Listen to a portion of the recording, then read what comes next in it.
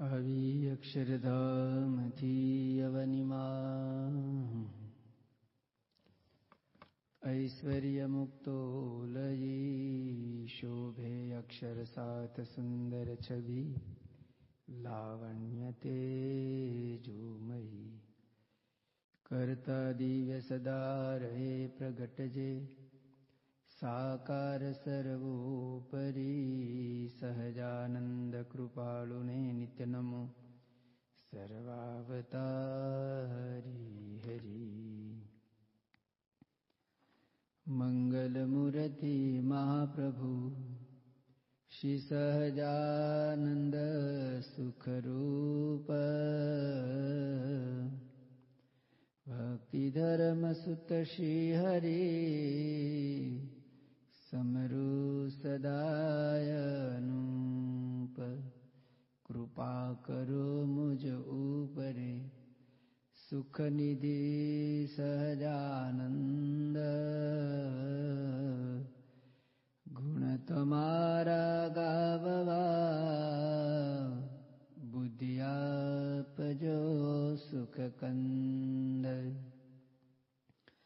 ચરિત્ર ગાવું પ્રભુજી તમારા અખંડ સૌભાગ્ય ગણી અમારા ઈચ્છા ઉરે એ જ પ્રભુજી મારી સ્મૃતિ રહો અંતરમાં તમારી સ્મૃતિ રહો અંતરમાં તમારી. શ્રી સ્વામિનારાયણ ભગવાનની જય. અક્ષર પુરુષોત્તમ મહારાજની જય. ગુણાતીતાનંદ સ્વામી મહારાજની જય. ભગતજી મહારાજની જય. શાસ્ત્રીજી મહારાજની જય. યોગીજી મહારાજની જય. પ્રમુખ સ્વામી મહારાજની જય. દિલ્હી અક્ષરધામ મહોત્સવની જય.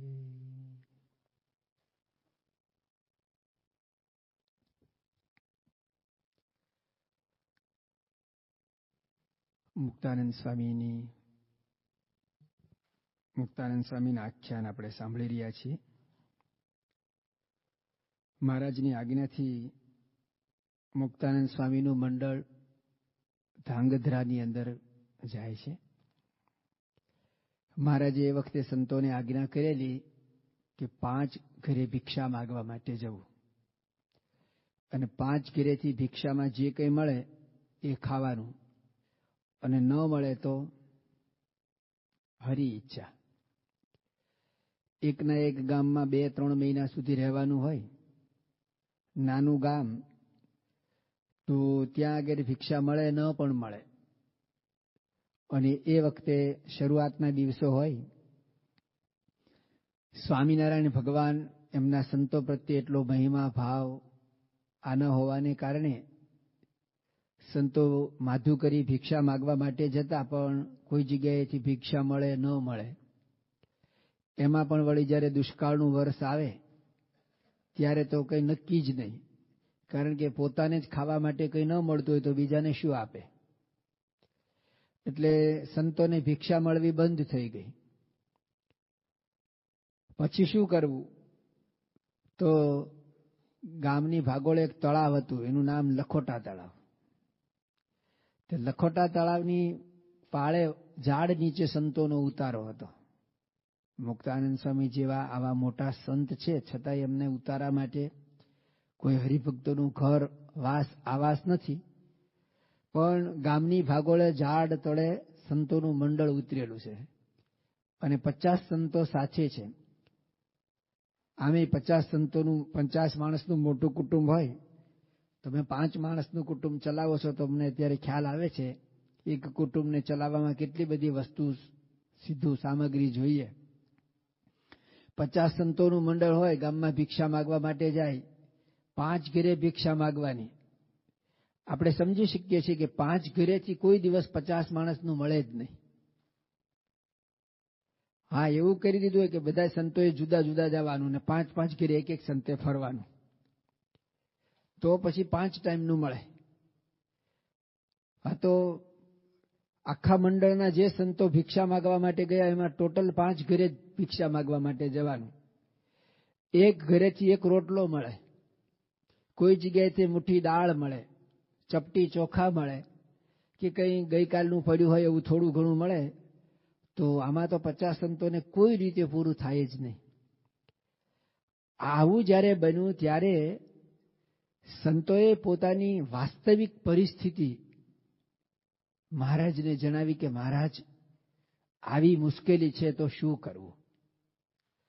અમે આથી થાકી ગયા છે, હરેરી ગયા છે એવું નહીં, પણ આપની આ અંગે જે કંઈ આજ્ઞા આદેશ હોય અથવા અમારે કેવી રીતે જીવન ટકાવવું, તો એવી જ્યારે એક પત્ર દ્વારા મહારાજને જાણ કરવામાં આવી. સ્વામિનારાયણ ભગવાને સંતોની પરીક્ષા કરી છે, સંતોને તાવ્યા છે. કેવી રીતે તાવ્યા જુઓ. મહારાજે એક પત્ર લખ્યો અને એક વાર્તા, એક દ્રષ્ટાંત લખ્યો. રિયલ આ પ્રસંગ બન્યો હશે કે નહીં બન્યો એ ભગવાન જાણે. પણ એક સંત મહાત્મા હતા અને એની પાસે 4 શિષ્યો આવે છે. એક શિષ્ય કહ્યું કે મારે તમારો સમાગમ કરવો છે ને તમારી પાસે રહેવું છે. સંત કહે છે કે મારી પાસે કોઈ ખાવાની વ્યવસ્થા નથી, મને મારા પૂરતું માન મળે છે, તો તું કેવી રીતે રહીશ? આપણે પ્રસંગ જાણીએ છીએ કે કોઈએ કહ્યું કે ભાઈ તમે જે ચડું કરો એનું એઠું પીને રહીશ, તમે ચોખા સાફ કરતા દાણા નીચે પડ્યા હોય રહીશ, તમારું પાત્ર ધોઈને રહીશ, ખાઈને રહીશ. એક કે હું તો હવા ભરખીને રહીશ.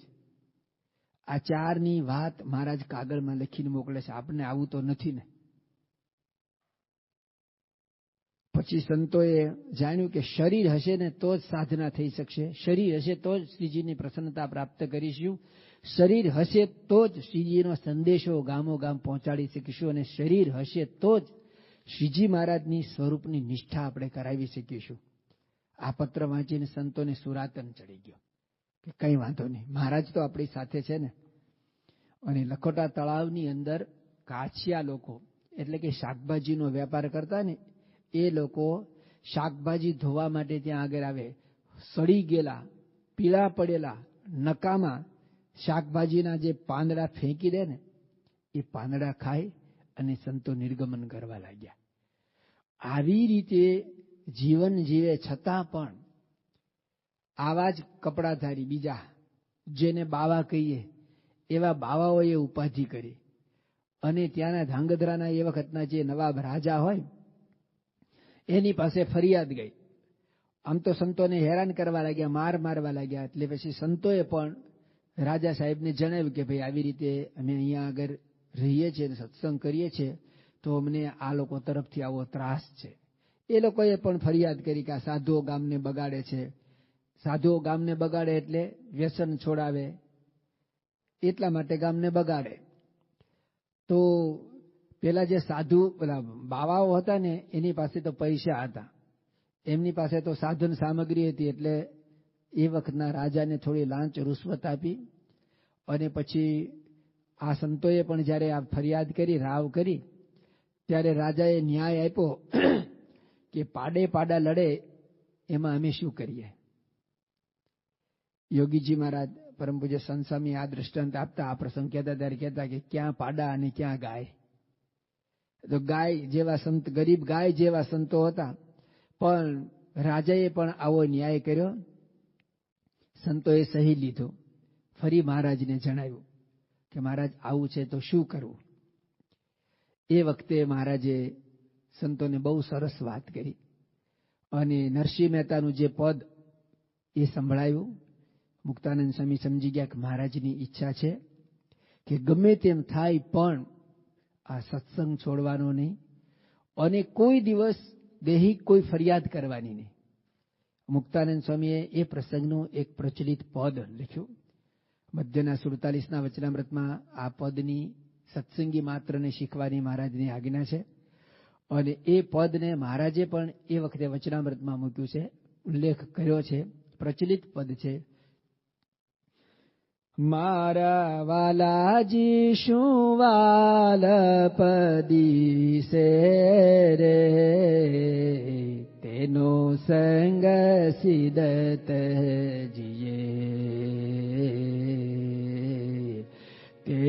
સંગ સિદત જીએ સન્મુખ જાતા શંકા ન કીજે મર ભાલા તણા મેહ વરસે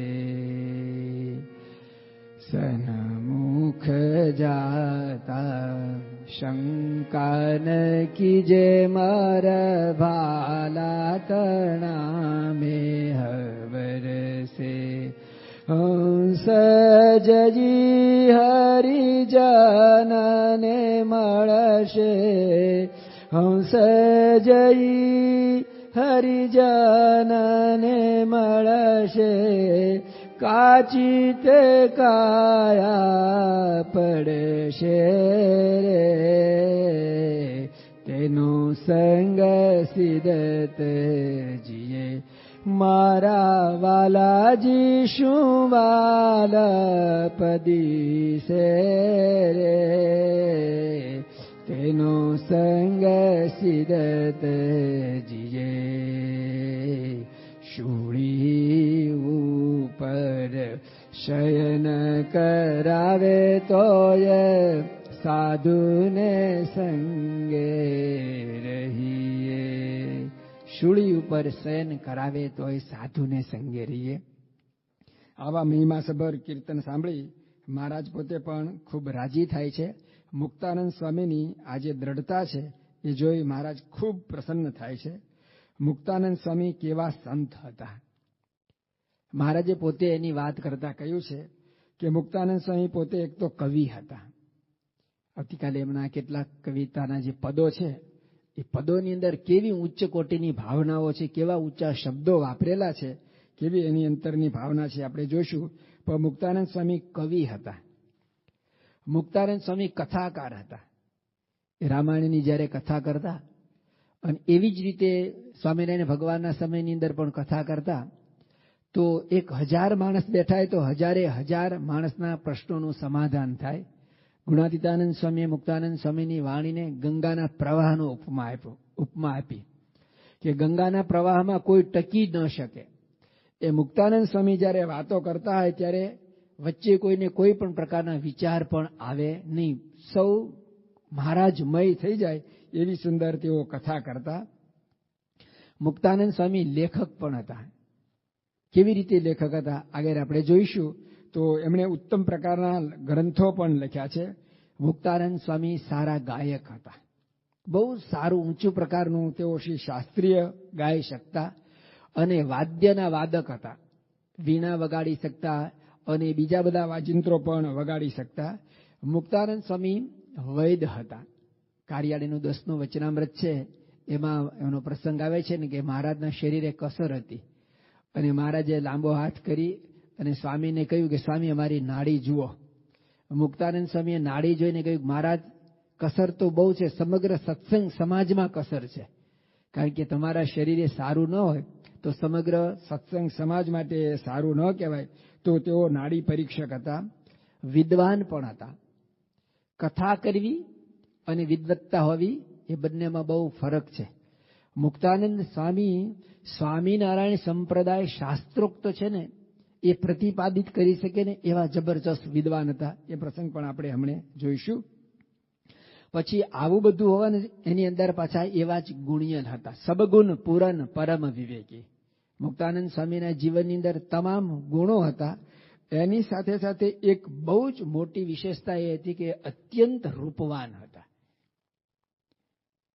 રૂપવાન કેવા હતા તો એવું કહેવાય છે, અત્યારે આપણને અતિશયોક્તિ લાગે, પણ મુક્તાનંદ સ્વામી જ્યારે સ્નાન કરતા હોય ત્યારે મહારાજને અમને આજ્ઞા આપી કે તમારું શરીર દેખાવું ન જોઈએ.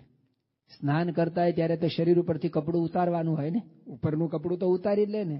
મહારાજની એવી આજ્ઞા હતી કે તમે સ્નાન કરો ત્યારે પણ તમારું ઉપવસ્ત્ર કે ગાતરિયું છે ને શરીર ઉપરથી કાઢવાનું નહીં, કારણ કે ત્યારે કોઈ સ્નાન કરવા માટે બાથરૂમની વ્યવસ્થા નહોતી.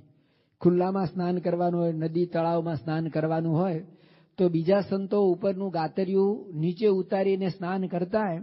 મુક્તાનંદ સ્વામી માટે મહારાજની એવી આજ્ઞા હતી કે તમે ઉપરનું ગાતરિયું પણ ઉતારતા નહીં, કારણ કે એટલા બધા રૂપવાન હતા કે દિવસના સમયે મુક્તાનંદ સ્વામીનું શરીર જો ખુલ્લું હોય તો એમાં સૂર્યનું પ્રતિબિંબ દેખાતું.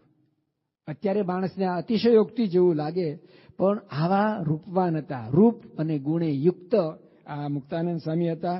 મુક્તાનંદ સ્વામીની સાધુતા પણ એવી હતી. ગમે તેવો કોઈ હોય માર કરતો આવતો હોય તો એમના દર્શને જ એને શાંતિ થઈ જાય.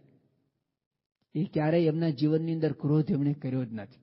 એટલે તેઓ લખી શકે છે, જીરે સંત સદા શીતળ રહે, જીરે સંત સદા શીતળ રહે, ક્યારે ન તપે રે, ક્યારે ન તપે રે, કામ ક્રોધની જાળ, લોભ તજી હરીને ભજે, ધારે ઉરમારે, ધારે ઉરમારે, દ્રઢ કરી શ્રી ગોપાળ, દુર્લભ દર્શન સંતના જીરે, દુર્લભ દર્શન સંતના. મુક્તાનંદ સ્વામી અત્યંત વ્યવહાર કુશળ હતા.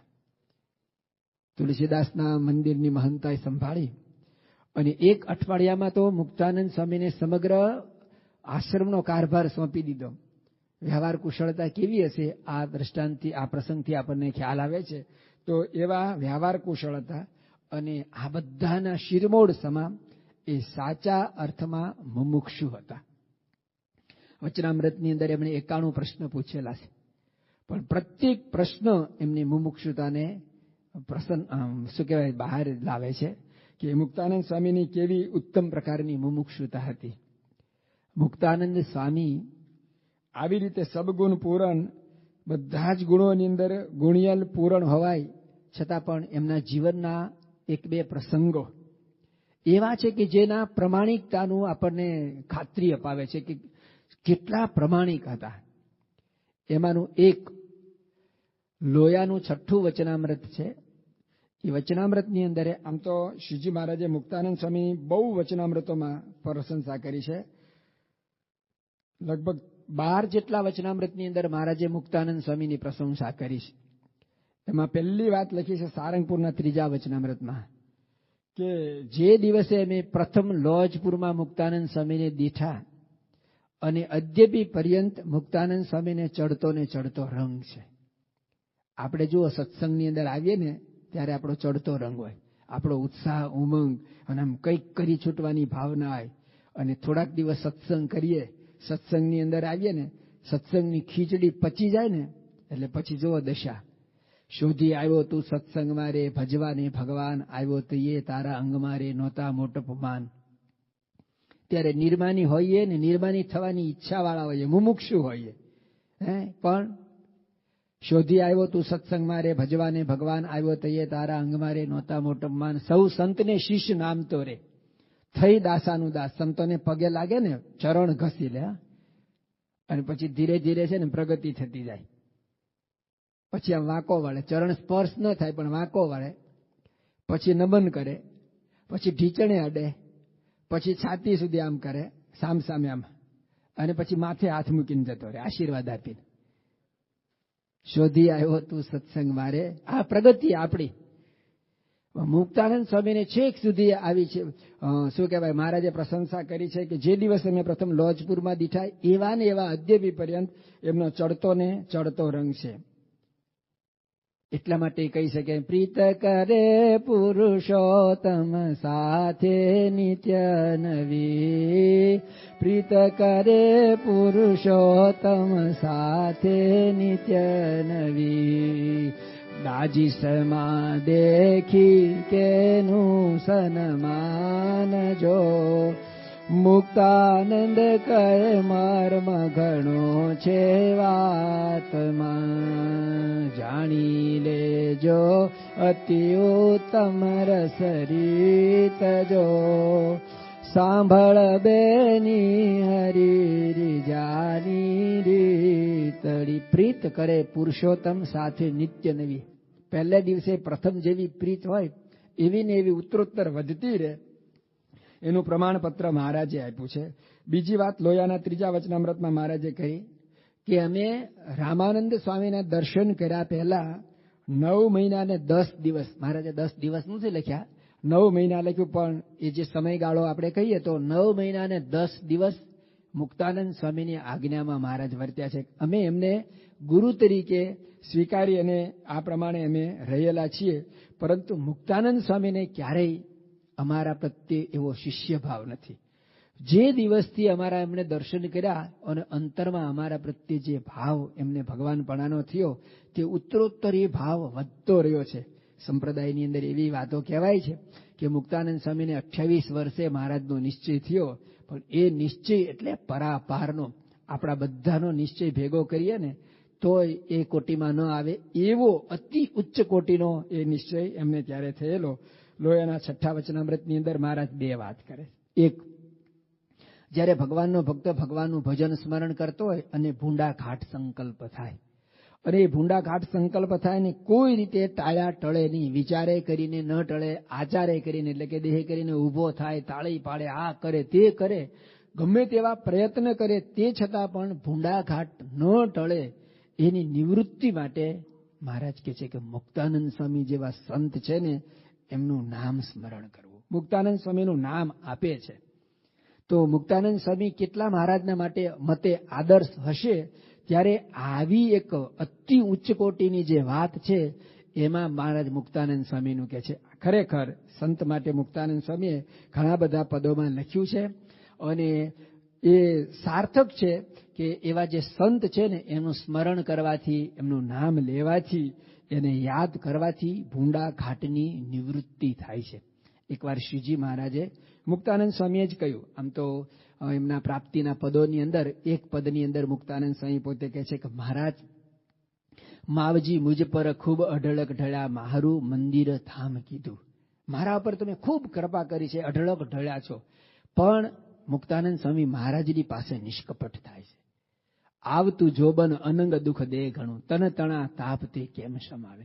તમે મારા પર અત્યંત કૃપા કરી છે, મારે મોલ પધાર્યા છો અને બધું સાચું, પણ આવતું જોબન યુવાન અવસ્થા છે, આવતું જોબન અનંગ દુઃખ દે ઘણું, આવતું જોબન અનંગ દુઃખ દે ઘણું, તન તણા તાપતે કોણ સમાવે, તન તણા તાપતે કોણ સમાવે, માવજી મુજ પર ખૂબ અઢળક ઢળ્યા, ખૂબ અઢળક ઢળ્યા, મારું મંદિર ધામ કીધું.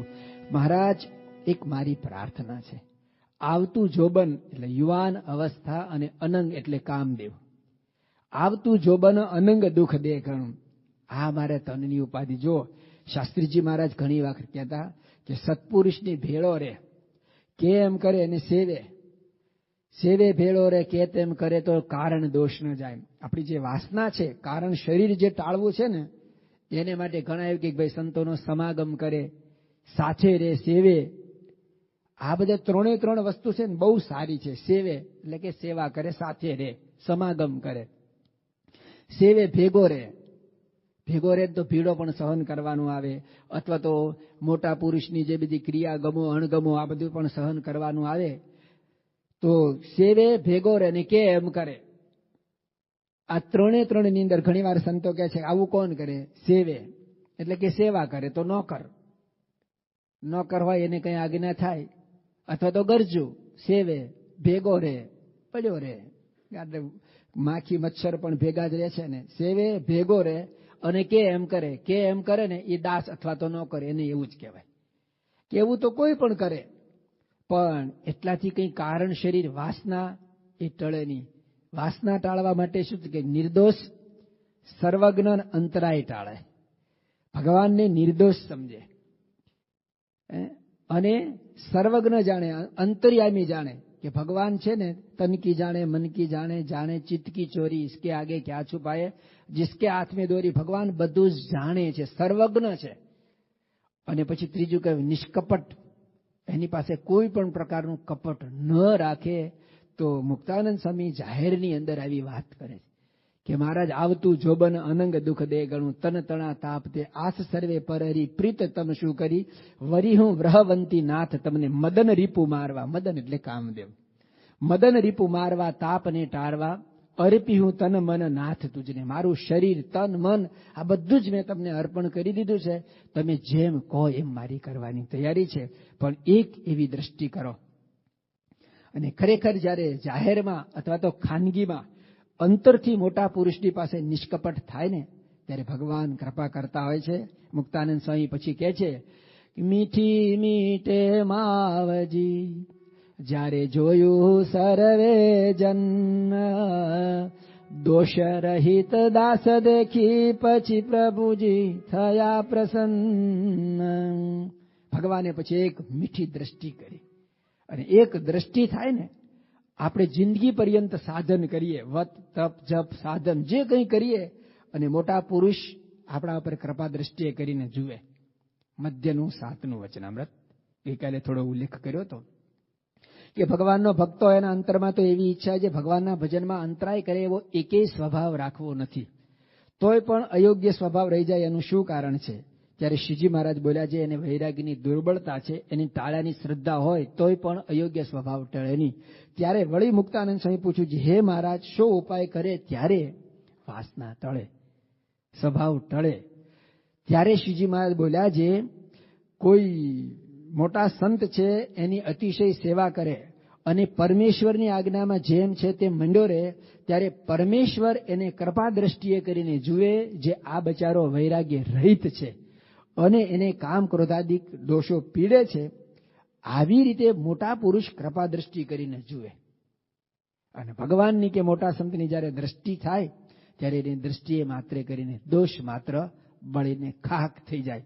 ટળી જાય ને તો ફરી ફૂટે, પણ બળી જાય ને પછી એને ફૂટવાની આશા નહીં. તો આ રીતે મુક્તાનંદ સ્વામી માટે મહારાજે કહ્યું કે ભૂંડા ઘાટની નિવૃત્તિ માટે પણ મુક્તાનંદ સ્વામીની વાત મહારાજે કરી. વાણી જેની ચંચળ હોય એને ટાળવા માટે પણ મુક્તાનંદ સ્વામીને આદર્શ આપી કે મુક્તાનંદ સ્વામી ધીર ગંભીર અને શાંત હતા. તો એમાં પણ મહારાજે મુક્તાનંદ સ્વામીની પ્રશંસા કરી. લોયાના 13ના વચનામૃતમાં મહારાજ કહે છે કે પુરુષ નારાયણને લઈને તો મુક્તાનંદ સ્વામીને પણ ભગવાન જેવા કહેવાય. નારાયણને લઈ ભગવાનના સંબંધે કરીને તો આ પ્રમાણે મુક્તાનંદ સ્વામીને પણ ભગવાન જેમ જળ તરંગ નહીં ભેદ કદા, તેજ અગ્નિ ભિન્ન કદા, એમ હરિ હરિ ધ્યાને પામે સદા. આવી રીતે ભગવાનને લઈને તો મુક્તાનંદ સ્વામીને પણ એવા કહેવાય, ભગવાન જેવા કહેવાય. એવી રીતે મહારાજે વાત કરી. અને મધ્યનું 62મું વચનામૃત છે ને, સંત સ્વામી એને આપદાનું કહેતા. આપદા, આત્મનિષ્ઠા, પતિવ્રતાપણું અને દાસત્વપણું, આપદા. આ વચનામૃત છે ને આ ચમત્કારી વચનામૃત છે. કારણ કે વચનામૃત ગઢડા મધ્યનું 62 એટલે ગઢડામાં નિરૂપાયેલું છે. એ જ દિવસે એ જ તારીખે શ્રીજી મહારાજ સુરતની અંદર સમગ્ર સંઘ સહિત છે. મુક્તાનંદ સ્વામી પણ સુરતમાં છે. હરિલીલામૃતની અંદર આખ્યાન આખું કડીઓ બધું જ એનો ઉલ્લેખ સમયસર બધું આવે છે. તો આ પ્રમાણે મહારાજ અહીંયા મુક્તાનંદ સ્વામીને મધ્યના 62ના વચનામૃતમાં મુક્તાનંદ સ્વામીને ઉદ્દેશીને વાત કરે છે. એમાં છેલ્લે મહારાજ રહસ્ય કહે છે. રહસ્ય એટલું કહે છે કે અમને મુક્તાનંદ સ્વામી પ્રત્યે ઘણું હેત છે, અત્યંત હેત છે. અને મુક્તાનંદ સ્વામીને ક્ષય રોગ થયો છે. ક્ષય રોગ એટલે એ વખતે રાજરોગ ગણાતો, એની કોઈ દવા જ નહોતી. જેને ક્ષય રોગ થાય એ ક્ષય પામી જાય, નાશ પામી જાય, એવો ક્ષય રોગ થયો હતો. તો મહારાજ એ સમયે સમગ્ર સત્સંગ સમાજને, સંતો ભક્તોને કહે છે કે અમારા આશ્રિત એવા જે ભક્તો એને 3માંથી એક અંગ દ્રઢ કરવું. એક આત્મનિષ્ઠા, કેટલું અઘરું છે.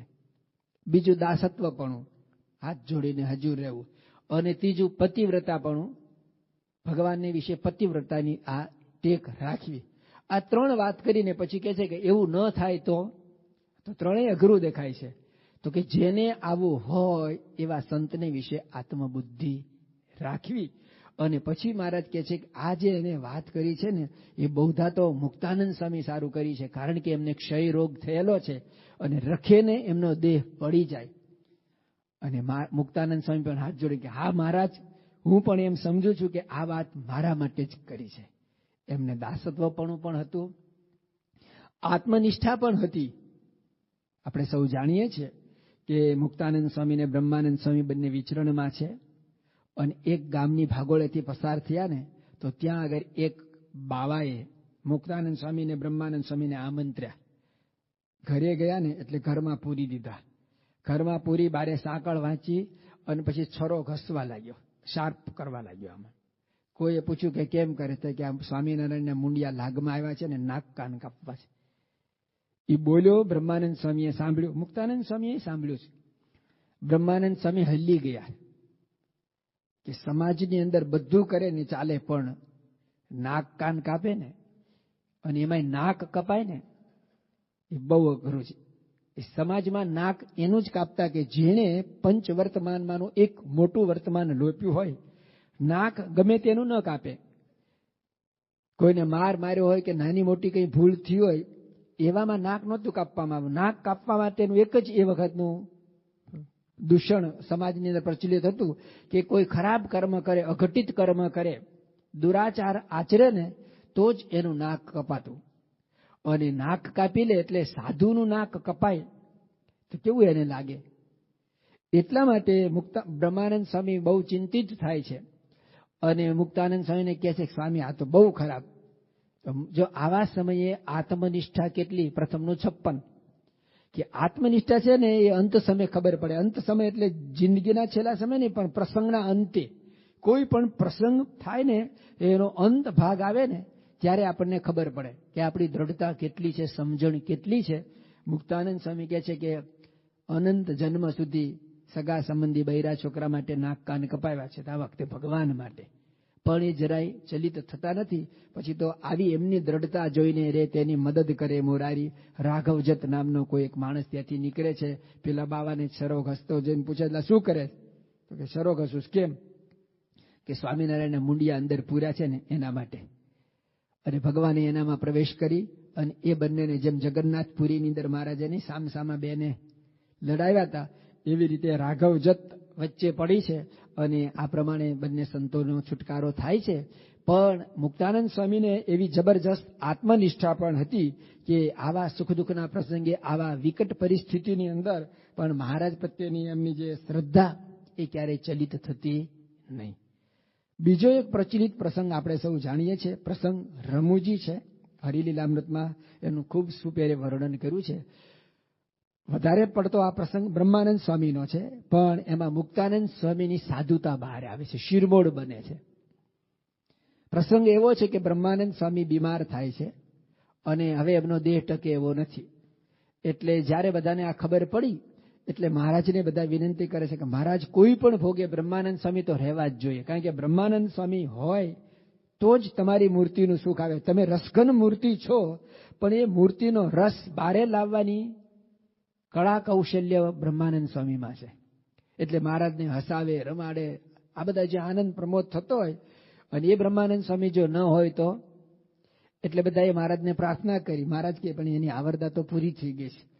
અને બધાએ અંતરથી એવી પ્રાર્થના કરી કે મહારાજ અમારી આવરદા અમે બ્રહ્માનંદ સ્વામીને આપીએ. સભામાં એ વખતે જેટલા ભક્તો બેઠા હશે મહારાજે કહ્યું સારું. તો દરેકે એક એક સપ્તાહ 7 દિવસની આવરદા બ્રહ્માનંદ સ્વામીને આપી. અને બ્રહ્માનંદ સ્વામી તો આ પ્રમાણે લાંબુ આયુષ્ય ભોગવતા થયા. પણ બ્રહ્માનંદ સ્વામીના મંડળની અંદર એક સાધુ હતા અને એ સાધુને કંઈ બનાવ બન્યો હશે અને એમની ઈચ્છા થઈ કે મારે બ્રહ્માનંદ સ્વામીની સાથે નથી રહેવું. બ્રહ્માનંદ સ્વામી સાથે નથી રહેવું તો બીજી કોઈની સાથે તો રહેવાય નહીં. એટલે પછી વચલો માર કે હું ઘરે જતો રહું, નીકળી જાઉં. મુક્તાનંદ સ્વામીને આ ખબર પડી. મુક્તાનંદ સ્વામી એને આશ્વાસન આપ્યું, એમને પોતાની પાસે રાખ્યા. બ્રહ્માનંદ સ્વામીને ખબર પડી એટલે બ્રહ્માનંદ સ્વામીએ મારો ત્યક્ત તિરસ્કૃત કરેલો, છોડી દીધેલો ચેલો કેમ રાખ્યો? તો દરરોજ નિત્ય નિયમ પ્રમાણે જય સ્વામિનારાયણ કરવા માટે જાય એ બ્રહ્માનંદ સ્વામી મુક્તાનંદ સ્વામીને જય સ્વામિનારાયણ કરવા માટે નથી જતા. આ વાત આ પ્રસંગ મહારાજે કાર્યાણીના નવના વચનામૃતની અંદર લખ્યો અને ટાઇટલ કેવું મૂક્યું? પાડાખારનું. પાડાખારની વાત છેલ્લાના 14ના વચનામૃતમાં મૂકી છે કે પાડો છે એ કામે કરીને ભેંસને વિશે આસક્ત થયો હોય અને વચ્ચે કોઈ પણ આવે તો એની ખા ભૂલાવી દે. પછી બીજો સામે પાડો હોય તો પાડાને મારી નાખે, અને કોઈ માણસ હોય ને એ માણસે પણ જો એને રોક્યો હોય તો ત્યાં સુધી સમાજની અંદર તો એની લોક વાયકા છે કે માણસ મરી જાય ને ત્યારે જે જગ્યાએ એનો રાખનો ઢગલો હોય ને એને પણ એ પાડો માથા મારીને એ ઢગલો પણ ફેંદી નાખે. આટલી બધી એને એમાં આસક્તિ હોય છે, અથવા આવું એને વિશે ખાર વેર બંધાય છે. મહારાજે આ વચનામૃતનું ટાઇટલ મૂક્યું પાડાખારનું. હવે જે સંતો વચનામૃતના સંપાદક હોય એ પોતાનો પ્રસંગ બન્યો હોય એને આવા ટાઇટલથી નવાજી શકે ખરા? આવું ટાઇટલ મૂકે? પ્રસંગ કદાચ મહારાજની ઈચ્છા આજ્ઞા હોય લખવો ઘટે ને તો પણ એને ડાયલ્યુટ કરી નાખે. લોયાના 6 વચનામૃતની વાત કરતો મહારાજે મુક્તાનંદ સ્વામી પ્રશંસા કરી, અને પણ એમાં શબ્દ કેવો મૂક્યો કે મુક્તાનંદ સ્વામી જેવા લોક વ્યવહારે મોટા. મુક્તાનંદ સ્વામી ઉંમરમાં મોટા છે, સાધુતામાં મોટા છે, ગુણે કરીને મોટા છે, રૂપથી મોટા, બધી રીતે આપણે જોયું મોટા છે. પણ મહારાજ શબ્દ કેવો મૂકે છે? કોઈ ડિગ્રીધારી હોય અને ડિગ્રેડ કરવામાં આવે ને, કોઈ વ્યક્તિ હોય ને બુદ્ધિશાળી હોય અને કે આ બહુ ડાયો છે, સારું લાગે, પણ કે દોઢ ડાયો છે તો ડાયો છે ને સારું, પણ દોઢ ડાયો કે તો એક કરતા બીજો અડધો વધારે સારું કહેવાય. દોઢ ડાયો એટલે સમાજની અંદર નકામો, કઈ કામનો નથી, નકામો માણસ છે એવું થઈ ગયું. તો મહારાજ મુક્તાનંદ સ્વામીની મોટપ કે છે, પણ શું કે છે? શબ્દ કેવું વિશેષણ વાપરે છે? લોક વ્યવહારે કરીને. એટલે કે આધ્યાત્મિક માર્ગની મોટપ આંતર વૈભવ નથી, એમાં બાહ્ય મોટપને આધ્યાત્મિક માર્ગની અંદર કોઈ એની કિંમત જ નથી. આધ્યાત્મિક માર્ગ આંતર સાધનાનો છે, અને આંતર સાધનાની અંદર કે બાહ્ય જગત વ્યવહારની અંદર, લોક વ્યવહારની અંદર મોટો હોય. મહારાજે પ્રથમના 27માં લોકની અંદર જેની પાસે એક ઘોડું હોય એના કરતા 10 ઘોડા એ મોટો કહેવાય. એવી રીતે લોકની અંદર જે મોટપ છે ને એ સ્થાનમાં મુક્તાનંદ સ્વામીને મૂકી દીધા. મુક્તાનંદ સ્વામી વચનામૃતના સંપાદક સંત છે, મોટા વરિષ્ઠ વડીલ સંત છે. જો એ ધારે ને તો એમાં લોક વ્યવહાર શબ્દ છે ને એ પ્રૂફ રીડિંગમાં ઉડાવી દે તો શું આવી જાય શબ્દ? મુક્તાનંદ સ્વામી જેવા મોટા સંત. અને પછી લોક વ્યવહારે મોટા, લોક વ્યવહારે મોટા એટલે દોઢ ડાયો, ડિગ્રેડ, અને મોટા એટલે ખરેખર મોટા. પણ આ મુક્તાનંદ સ્વામી છે ને મહારાજે જેમ એને રાખ્યા ને એમ રહ્યા છે. મહારાજ કે લોક વ્યવહારે મોટા તો લોક વ્યવહારે મોટા, ખોટા તો ખોટા. એની કોઈ એને પડી નથી, એને ગણના નથી. સાચા અર્થમાં એ સાધુ છે, એ આંતર વૈભવ ખીલવીને બેઠેલા છે, મહારાજના રંગે રંગાયેલા છે. તો આ રીતે મહારાજ એમને આવી વાત કરે છે, તો પણ એ શબ્દ પ્રમાણિકપણે મૂકે છે. એ મુક્તાનંદ સ્વામીનું પ્રમાણિકપણાનું આપણને દ્યોતક દર્શન થાય છે.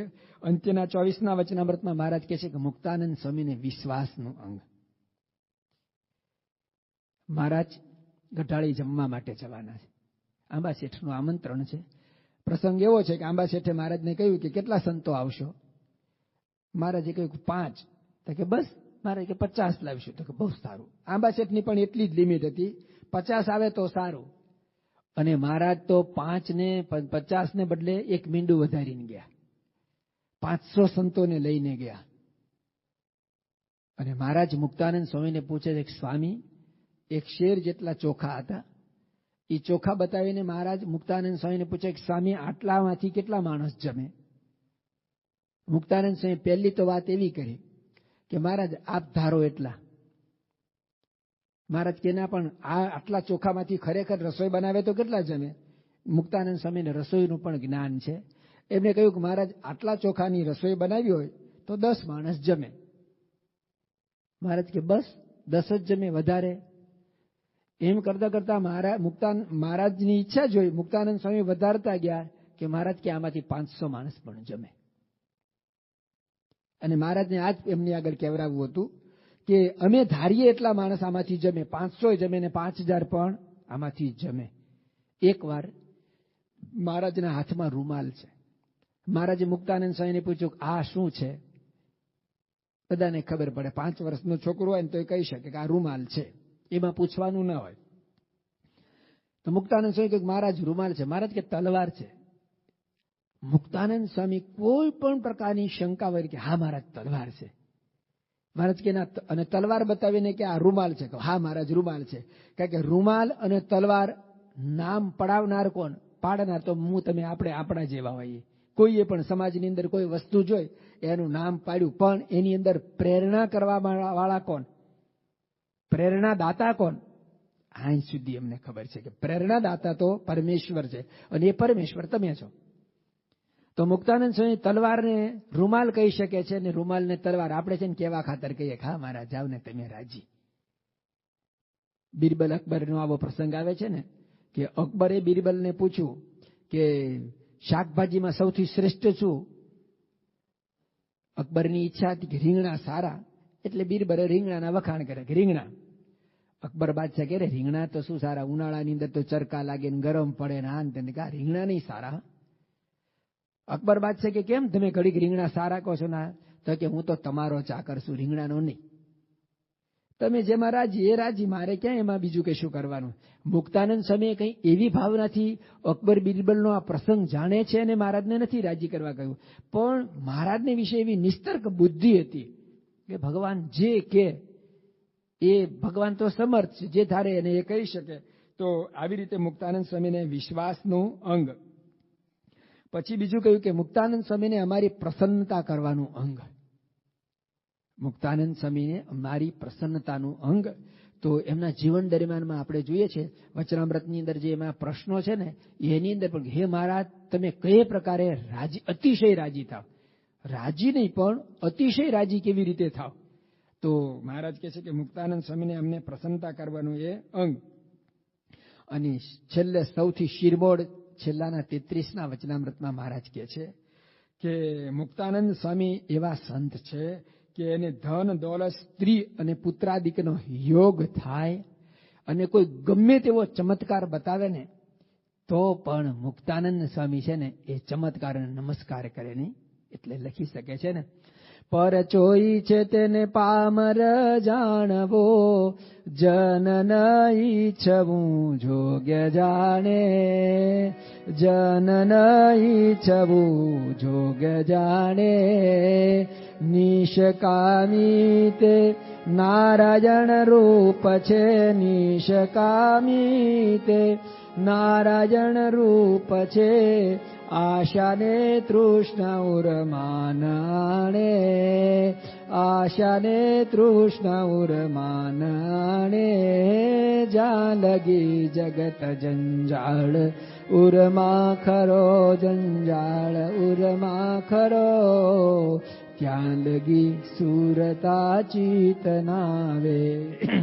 મુક્તાનંદ સ્વામી માટે મહારાજને આવો વિશ્વાસ છે કે ગમે તેવા આપતકાળની અંદર પણ એને સ્ત્રી ધનાદિકનો યોગ થાય કે કોઈ ગમે તેવો ચમત્કાર કે પરચા બતાવે ને તો પણ એ ચમત્કાર કે પરચાની અંદર મુક્તાનંદ સ્વામી લેવાય કે લોભાય નહીં. અને મધ્યનું 58મું વચનામૃત છે. એ મધ્યના 58ના વચનામૃતની અંદર મહારાજ બહુ સરસ વાત કરીને કહે છે કે સંપ્રદાયની પુષ્ટિ શેણે કરીને થાય?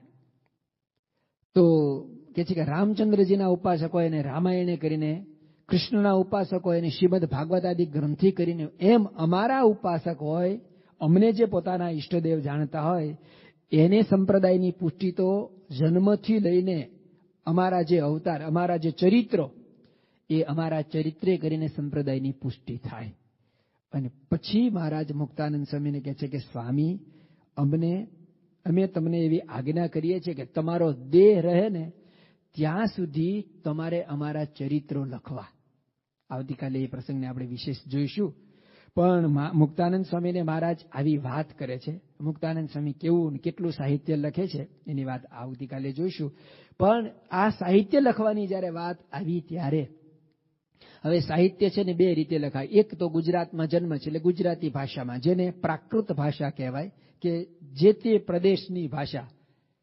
બીજી કે જ્યારે સર્વજનને સમાસ થાય એવી વિદવત વર્ગ જેને માન્ય કરે એવી જો ભાષામાં સાહિત્ય લખવું હોય અને ભગવાનનું જીવન ચરિત્ર લખવું હોય ને, તો એ સંસ્કૃત ગિરવાણ ભાષા કે જે સર્વને માન્ય કહેવાય, સર્વોચ્ચ ભાષા કહેવાય. એ ભાષાની અંદર જો અમારા ચરિત્રો લખવામાં આવે ને તો એ સર્વ એને માન્ય કરે. પણ મુક્તાનંદ સ્વામી તો શરૂઆતના વર્ષોની અંદર એને આ રીતે રામાયણ વગેરે ગ્રંથોનો અભ્યાસ હતો. સંસ્કૃત પ્રારંભિક સામાન્ય ભણેલા, જે બધા અમે સંતો બધા ભણીએ છીએ ને 2-4 વર્ષ સુધી, આપણને ખાલી ઊંડ રૂલરૂક એ બધું આવડે એટલે આપણને લાગે કે આપણે સંસ્કૃત ભણી ગયા, અથવા તો 2 શ્લોક બોલીએ એટલે લોકોને લાગે કે સંસ્કૃત વાંચતા આવડે. એ વસ્તુ જુદી છે. પણ મહારાજે તો મુક્તાનંદ સ્વામી સામે દ્રષ્ટિ કરી કે સ્વામી તમે સંસ્કૃત ભણો. મુક્તાનંદ સ્વામી કેટલા ઉચ્ચ કોટીના આજ્ઞાપાલક છે. એમની ઉંમર 51 વર્ષ વટાવી ગઈ છે. વનમાં ગયેલો છે. માણસ વનમાં જાય ને એટલે પાછો ન આવે. વનની અંદર છે ને 5 વન છે, 51, 52, 54 ને 55, 57 અને 58, આ 5 વન છે. 5 વર્ષ વનમાં રહેવાનું હોય. એમાં માણસ જીવો ને તો જીવે, ને ત્યારે ઉપડી જાય. એવું કે છે વનની અંદર પ્રવેશ કરે ને નક્કી નહીં, વનમાંથી બહાર નીકળે પછી એક દસકો ખેંચી જાય, પણ ન નીકળે તો ના નીકળે, વનમાં અટવાઈ જાય, ઉપડી જાય. મહારાજે 51 વર્ષની ઉંમર છે અને મુક્તાનંદ સ્વામી સામે જોઈને મહારાજે પોતાની રુચિ બતાવી. શ્રીજી સ્વામી કહે સુસંત અમને વિદ્યા ભણે તે ગમે, માટે સ્નેહ સમિત નિત્ય ભણજો વિદ્યા વિશેષે તમે. પુષ્ટિ સંતત સંપ્રદાય તણીતો વિદ્વાનથી થાય છે, જો વિદ્વાન ન હોય સાધુ જન તો તે પંથ નિંદાય છે. સ્વામી સંપ્રદાયની પુષ્ટિ તો સંપ્રદાયના શાસ્ત્રોથી થાય છે, પણ એ શાસ્ત્ર પણ વિદ્વાન સંતોએ લખેલા. સ્વામિનારાયણ ભગવાનનું જે વચનામૃત છે ને, એ વચનામૃત અત્યાર સુધી ગુજરાતીમાં હતું, અને હરિવાક્ય સુધા સિંધુ એ વચનામૃત જ છે, એ સંસ્કૃતમાં છે. પણ એનું જ્યારે લોકભોગ્ય રીતે હિન્દીમાં ટ્રાન્સલેશન કરવાનું હતું. પરમ ભગવદીય શ્રી હર્ષદભાઈ દવે સંપ્રદાયના સાક્ષર કહેવાય. સંપ્રદાયના બધા જ ગ્રંથો એમણે લખેલા છે. એમની કલમમાં, વાણીમાં, પેલામાં જાદુ છે.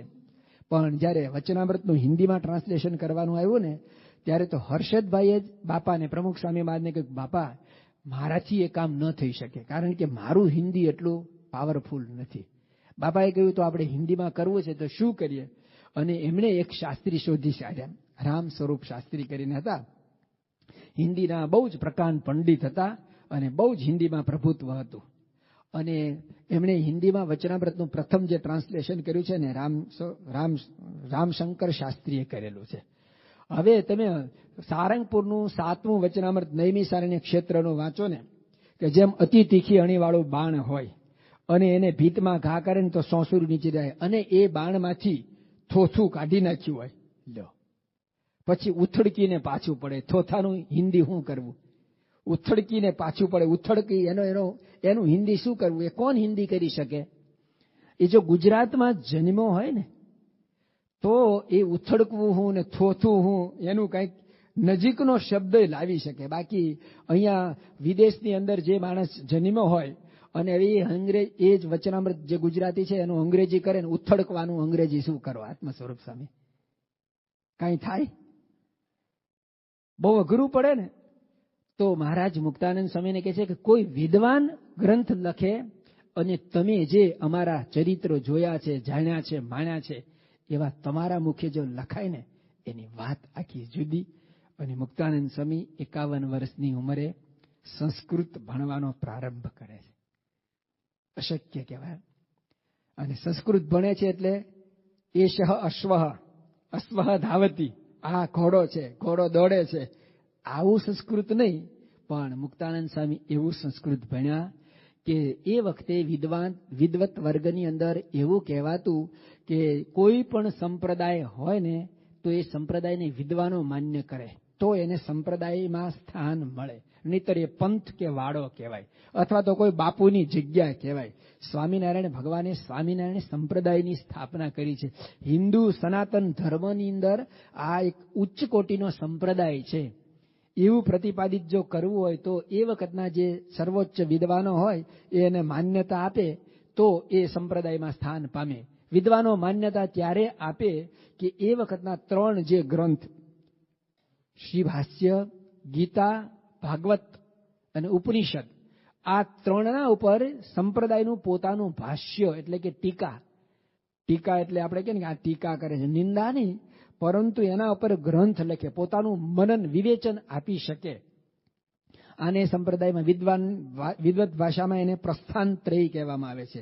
ગીતા, ભાગવત ને ઉપનિષદ ઉપર પોતાના સંપ્રદાયનું આગવી મૌલિક તત્વજ્ઞાન જાહેર કરી શકે, રજૂ કરી શકે અને એને વિદ્વાન વર્ગ માન્ય કરે તો એ સંપ્રદાયને સ્થાન આપે. મુક્તાનંદ સ્વામી 51 વર્ષની ઉંમરે મહારાજની આજ્ઞાથી સંસ્કૃત ભણે છે અને ગીતા ઉપર, ભાગવત ઉપર અને ઉપનિષદ ઉપર એમને સ્વયં ભાષ્ય લખ્યું. પ્રસ્થાનત્રય ઉપર ભાષ્ય લખી શકે એવા વિદ્વાન થાય છે. કેટલી ઊંચી મહારાજની આજ્ઞા પાળવાની મુક્તાનંદ સ્વામીની તમન્ના છે. એમના જીવન પ્રસંગો પરથી આપણે જાણ્યું. બીજા એના કેટલાક જે પ્રસંગો છે તે આપણે આવતીકાલે જોઈશું. શ્રી સ્વામિનારાયણ ભગવાનની જય. ગુણાતીતમ ગુરું પ્રાપ્ય બ્રહ્મરૂપમ નિજાત્મનઃ વિભાવ્ય દાસભાવેન સ્વામિનારાયણં ભજે. શ્રીહરિં સાક્ષરં સર્વદેવેશ્વરં ભક્તિધર્માત્મજં દિવ્ય